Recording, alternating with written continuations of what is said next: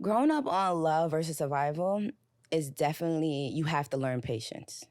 That's one. Like for me, growing up, I could always only speak on my experience.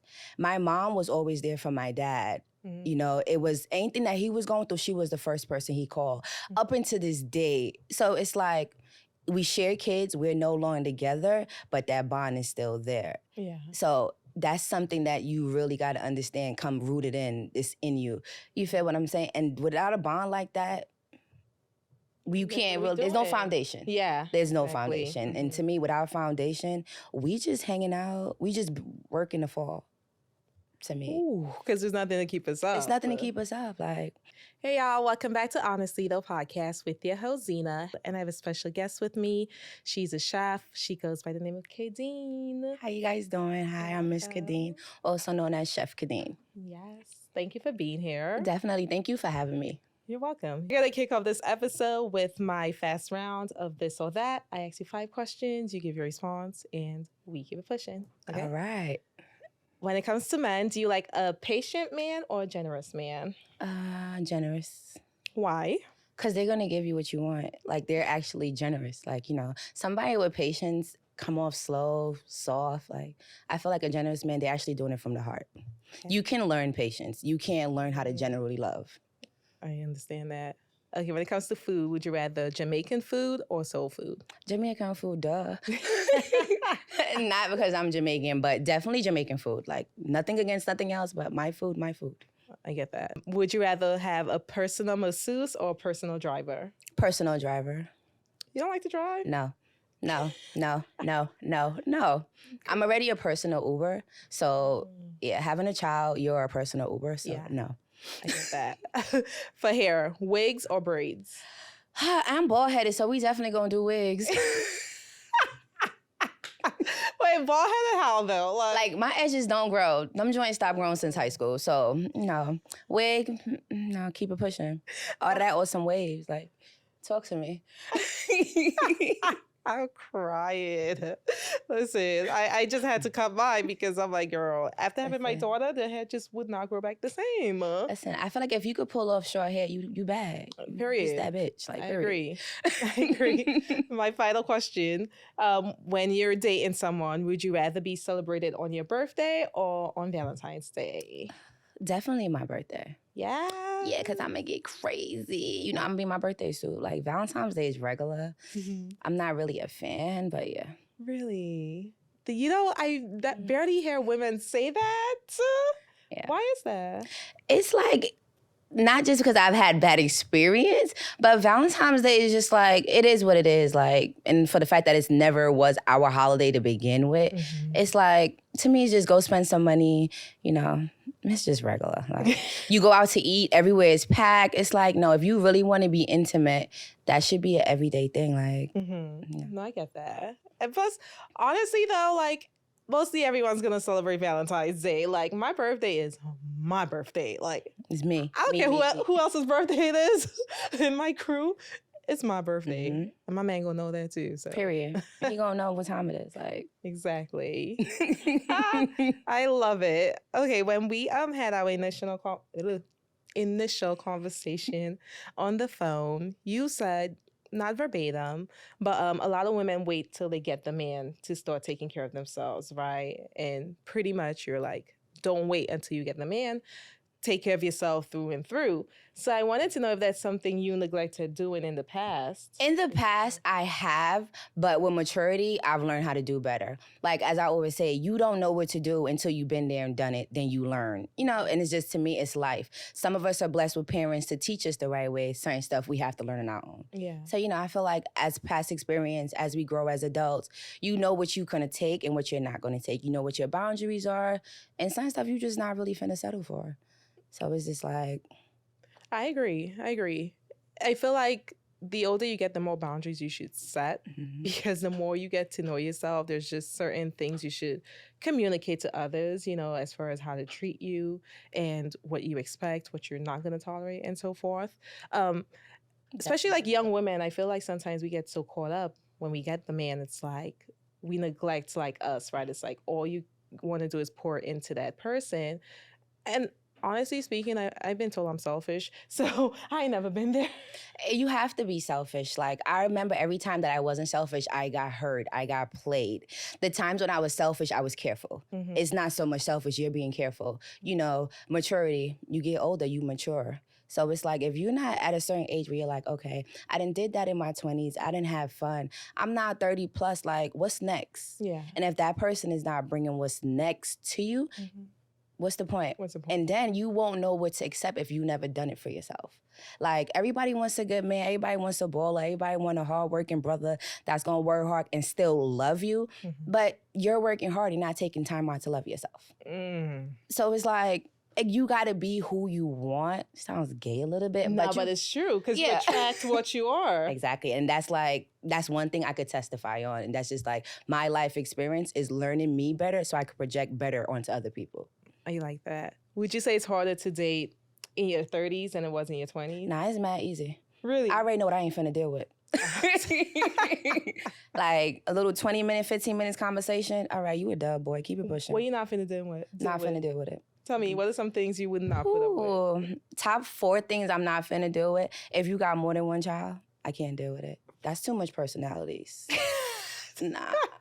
Well, who said you gotta meet them? Listen, I'm a genuine person. I genuinely love. So if I'm in love with you, I'm going to want to love around you. You know, it's like, when I do get in a relationship and we have that talk and it's me and you, it's me and you. Yeah. So I'm going to accept whatever you're bringing. More than one kid? All right. What's number 2? More than one baby mother? Ooh, child. He hold it. Not an honest living. If you don't have an honest living, I'm good. Why? Because in today's economy, it's just a lot going on. Like, I respect everybody hustle. I respect everybody dreams. But let's talk about reality. Like, if you're not stable, what are we doing? Like, I can't just pack up and move. No, I can't do that. Like, stable, like, it has to be. You're realistically, not saying realistic have a job, but you realistically have to be doing something. Or like have steady income. Yeah, keep all that motion. That motion too much for me. Like, you have to, you know. Yeah. Okay, what's number 4? Number 4, I definitely look at a person by how they dress. Like, you know, like, that swag gotta be there, top and head to toe. Like, sneakers gotta be on point. If you don't wear sneakers, your shoes gotta be on point. Like, you know. So man with style. Gotta have some style. Gotta have some If swag. you ain't got no style, you gotta be able to switch it up. Like, definitely style. And my last one is just the relationship with their mother. Their mother and their father. Like, I need that. Why? Because I was raised off love, not survival. You know, so it's like, you realize a person who they really are when they get to a certain point in life or deal with certain situations. It's like, okay, I'm with you 24/7, but you ain't never told me about such and such. You know what I'm saying? Yeah. I'm with you 24/7. You wait until we're at the breaking point to say, hey, I'm going through this, or hey, such and the bill is due. Yeah. Like, how we together trying to build a unity, trying to build something, and you just like, And you're not I'm not in the up. known. Yeah. So it's just like, yeah, I'm gonna just be by myself, me and my books, my journal, you know.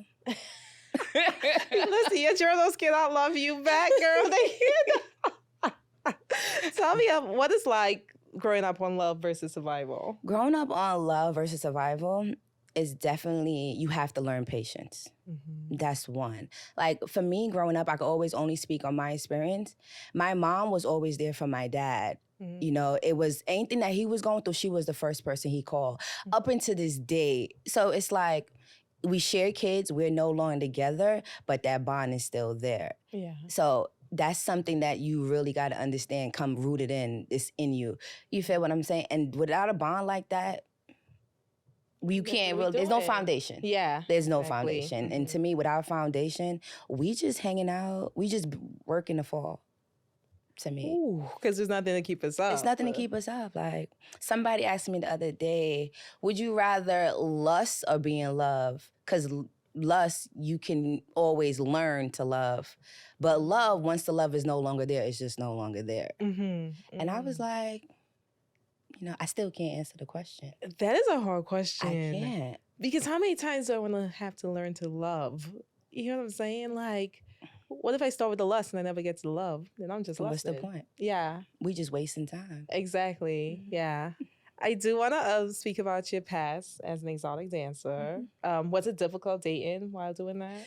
Honestly, to me, it wasn't, because honestly, I've always been in a relationship while I was dancing. Really? Yeah, it was like, I always was the girl. I'm going home to my man. You know, my man is outside. Like, I was batting with my baby father and, you know, my hoes, pretty much, while I was dancing. So it was never a problem to me. Like, I hate to say, a dude would meet me naked before he met me fully clothed. And you're going to have to take me as I am, non-judgmental, before you get to know me. And I'm sorry that 9 times out of 10, that's how we met.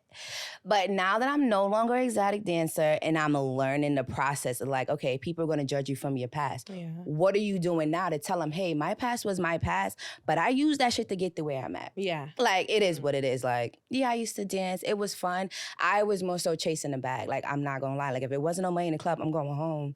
If you not talking money, what is we talking about? Like, if you not making a drizzle, I'm like, I was a lazy dancer. Like, if I didn't see the money, because that's why I was there, to get a bag, get a check, go home, pay my bills, do my hair, my nails to come back again. Yeah. You know, and a lot of people fail to understand it's a facade, it's a lifestyle.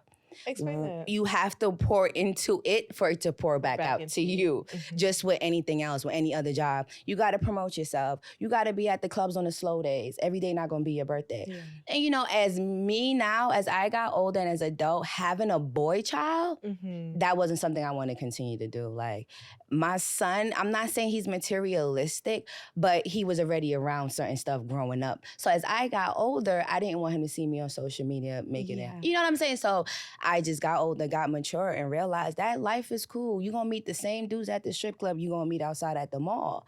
Honestly speaking. So, you know, it was definitely a life. It definitely was a stepping stool to get where I wanted to get to. Like, it paid all my bills.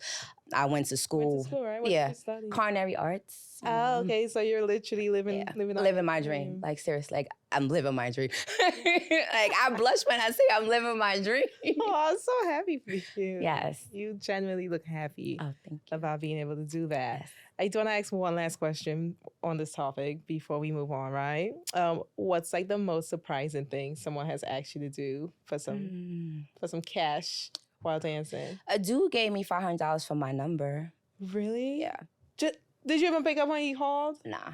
I mean, but I felt like he did that because he knew me. Like, I made money because I knew dudes from the hood. Okay. So it was like, I already had, I hate to say, they was already sexually fantasizing about me. They already knew what they was coming to see. So it's like, all right, I'm going to come to the club. I'm going to throw bread on you. All right, what's going to happen? I'm going to take your bread and I'm going to go home. Yeah, I didn't have dudes go wild out. I used to have to take my wig off when I was leaving so nobody would know it was me. Put my do-rag on, put my hat, and I'd just be out. Incognito, like...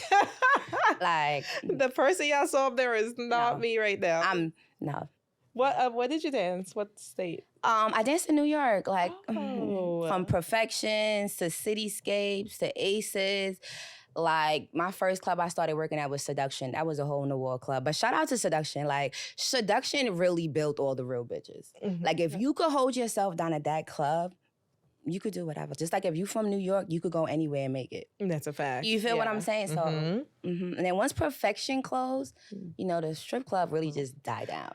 Nothing was the same again. Like, no matter what they try to do, it's just never. That's a fact. And I've heard that not just from you, but from other dancers too. Like, I was never a fan of the strip club, I would say past the age of like 21. Like, I've probably been like 3 times. And I was like, what's the point?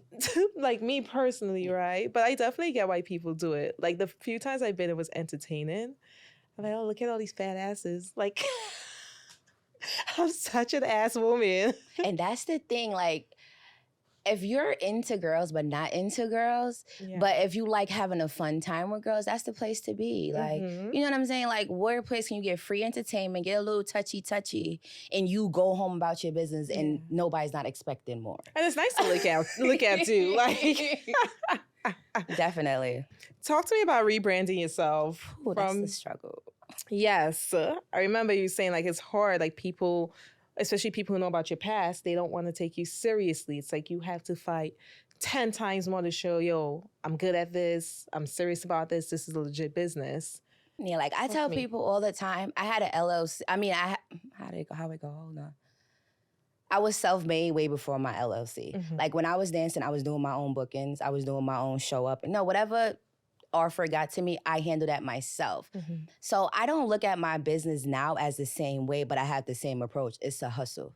You know, and it's hard to take a hustle and make it legit, make it make sense, make it structure, have a foundation for it. And the struggle for me mostly is being taken seriously. Like, you know, I didn't start a brand new Instagram. I just deleted all my pictures from dancing on my Instagram. I started promoting, you know, that I'm now a travel chef. My first catering, I did get off Instagram.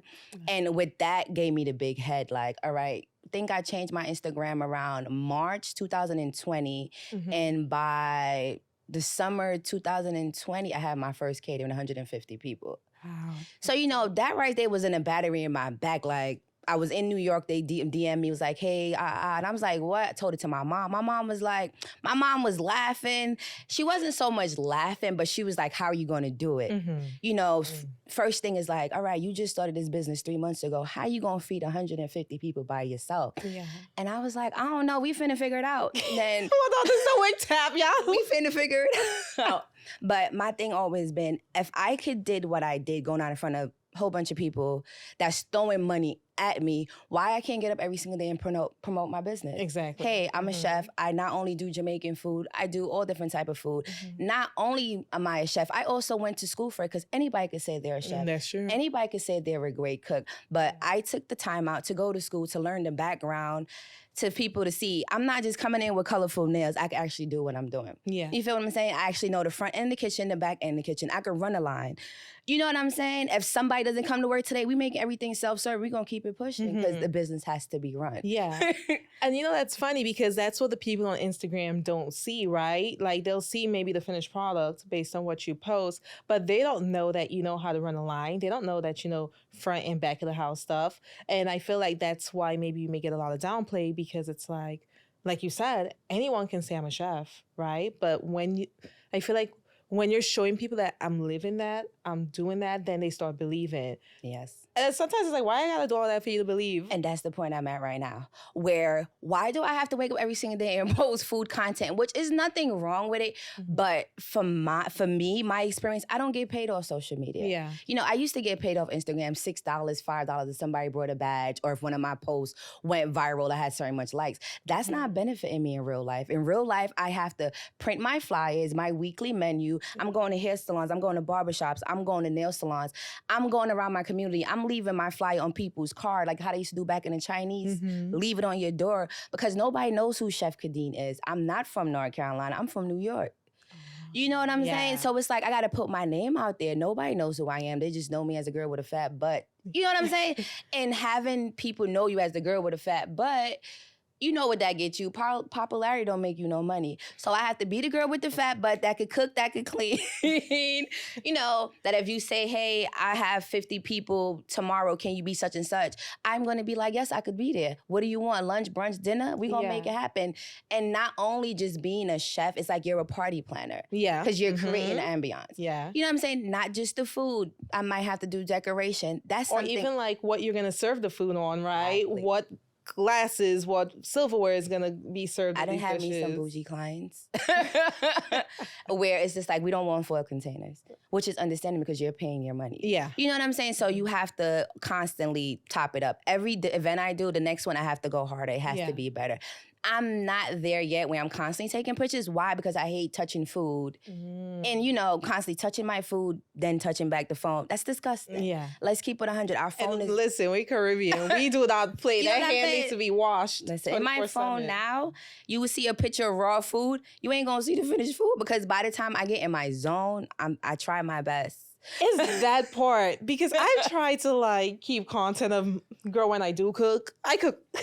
You get in your zone and it's just like, oh, food done, but don't eat. Literally, like, I don't have time to keep going back, zooming here. And then you want to finish real with that. It's a hell no. I just want to make my food and eat it. What's like the most difficult thing you've had to cater? It wasn't like difficult. I had this lady, I had to go to Fort Bragg, which was probably 3 hours from my house. You know, she hit me up the same week, finalizing everything that she had, you know, and she was like, hey, are you going to be here, right? Her event was at 7:00 in the afternoon. And then at that event, she said to me, "Hey, my mother's birthday tomorrow. You think you can come out of us, come cook?" So I'm looking at her like, I wasn't planning on leaving Fort Bragg tonight to drive back home, but I had to do it. I literally set up, I think it was 70 people in Fort Bragg. I had one helper. I cooked all the food by myself. I always try to get help, but hard help is hard to find. Shout out to my homegirl, Lexus. She been with me since day one. Nice.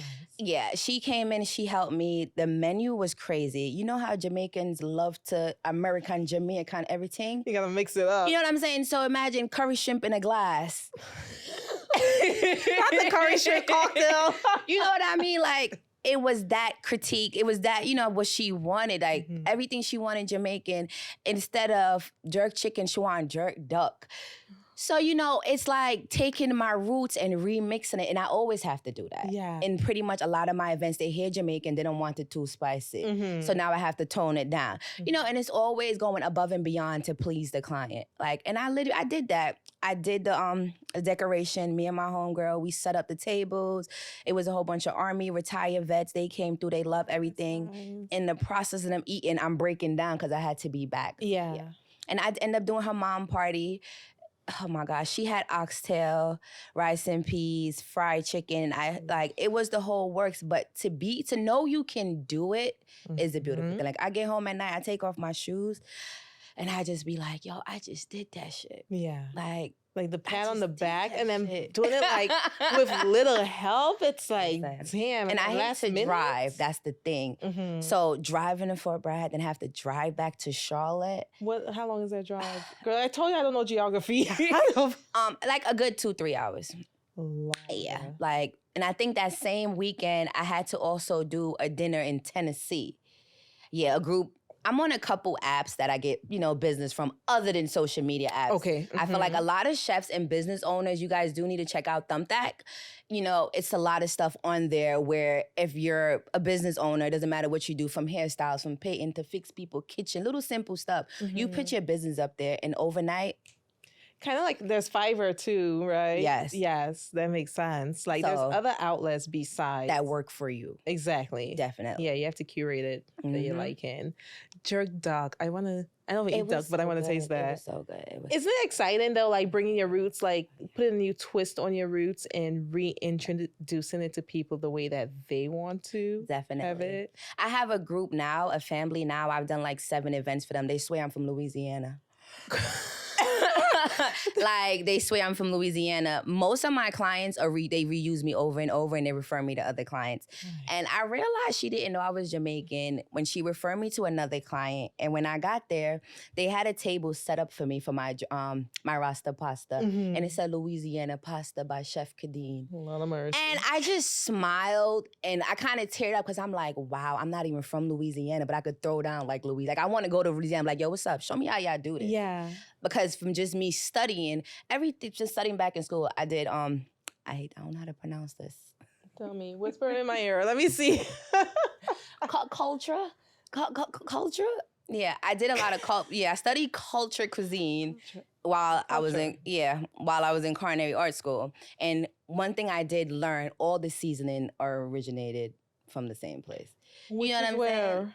Eastern. Oh. You feel what I'm saying? So majority of the stuff, everything is shared. Everything comes from the same pipe. You know what I'm saying? Everything is shared from here to here to here. All the spices, all the herbs. It's just people take it, probably make it more richer. You know what I'm saying? Or like bring it down based on what?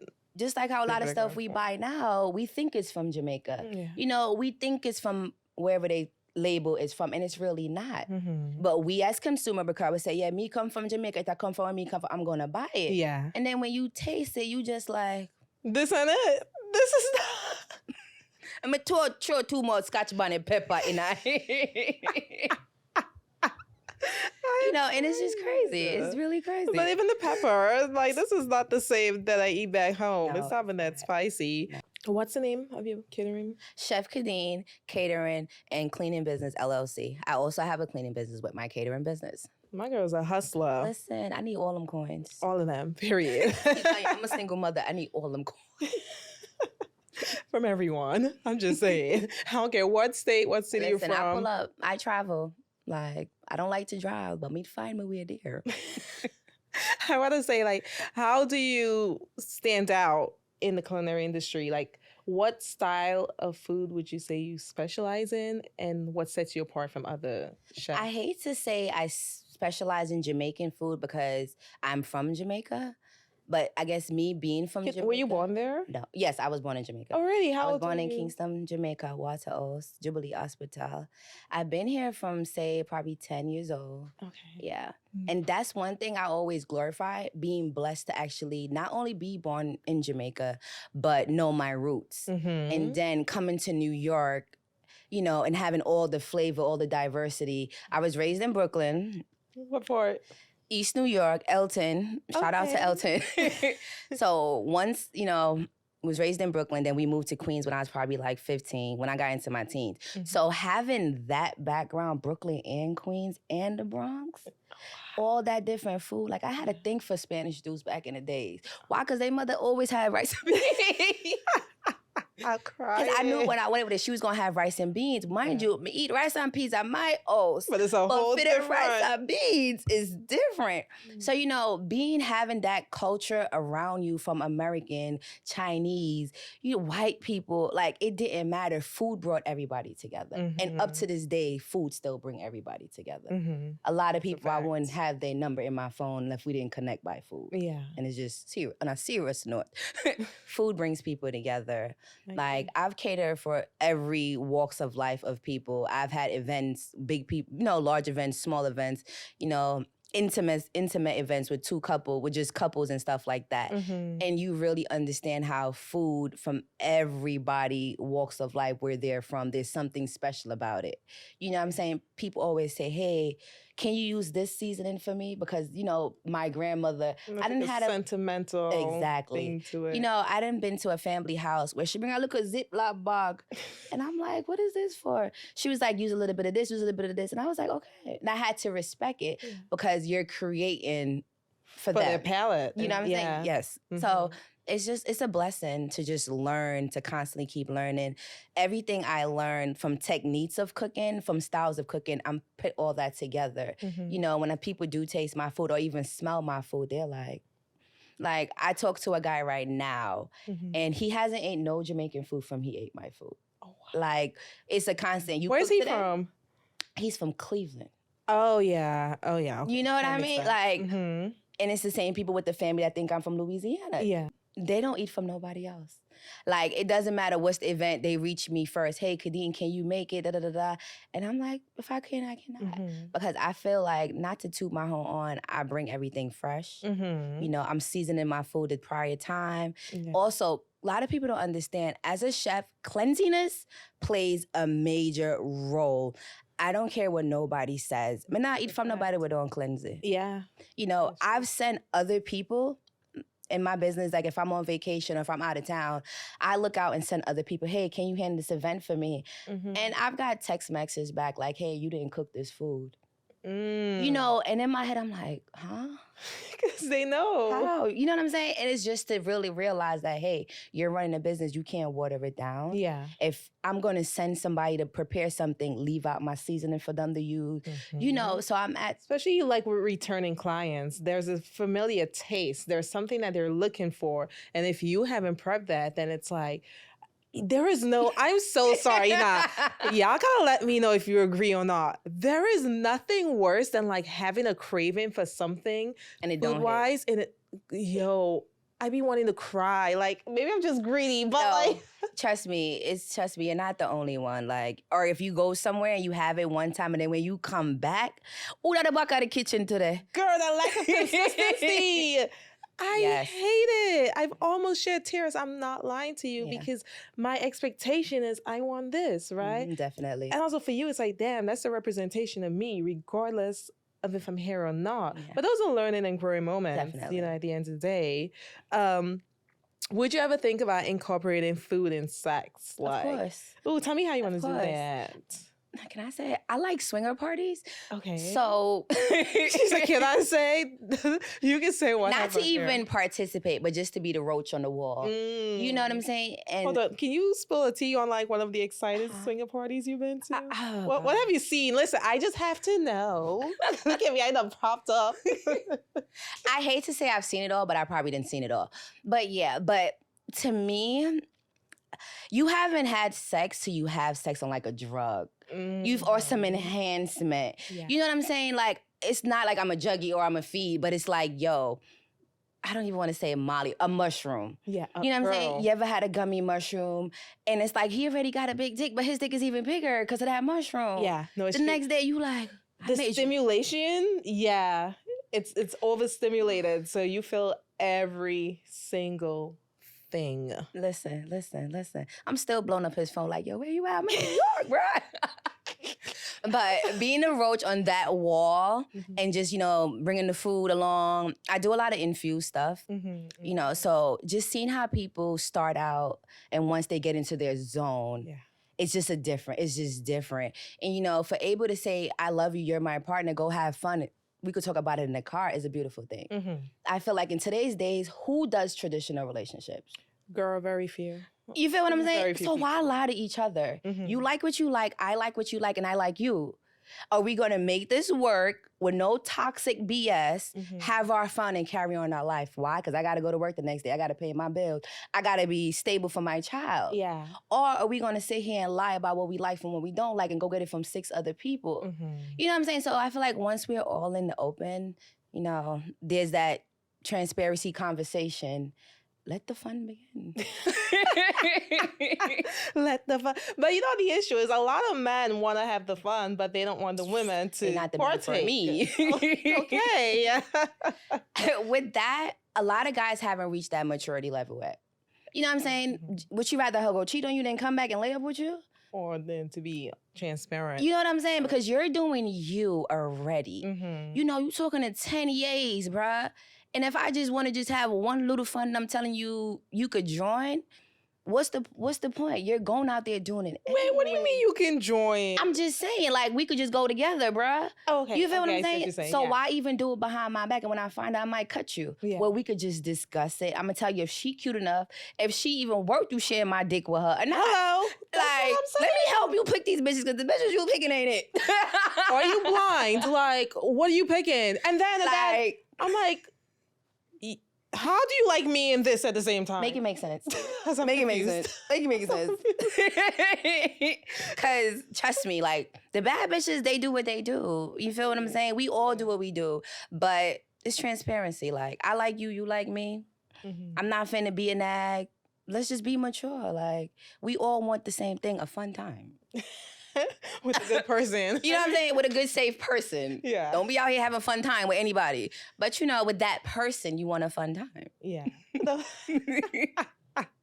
So you get to these sex parties, these swinger parties, and damn, can I come the next time you get on one? I got you. When you're in New York, though, you gotta let me know. It's not in New York. Damn, where is it? Next month. I'm so serious. What do you mean it's next month? Yeah, it's next month. Where? In Miami. Ooh. I'm working on my menu, so I send you some stuff to help me do the menu. Yes, definitely. Okay, all right. And why didn't you bring me any food today? Listen, I've been with my mom all day today, and she been working my nerves. I love you, Mom. No, I'm just greedy. Don't mind me. But tell me, how would you sex sells? Shout out to Weezy on Fuse. Go watch that. How would you sell sex and food without selling sex, right? Because there's a way to do it. Tell me, how would you do it? I'm doing it now. Ooh. Like, when I first came out with my catering, I dropped a calendar, which had food and my ass in it. I wish I would have. I'm going to send you one. Yes. But yeah, so it's... I hate to say I'm doing it now. But yeah, it's kind of hard, but at the same time, it's my gift of curse. Because I do attract male and female. I don't know why. I guess I'd be popping up looking like a butch without my hair some days. But coming, as I always say, I build in the ambiance.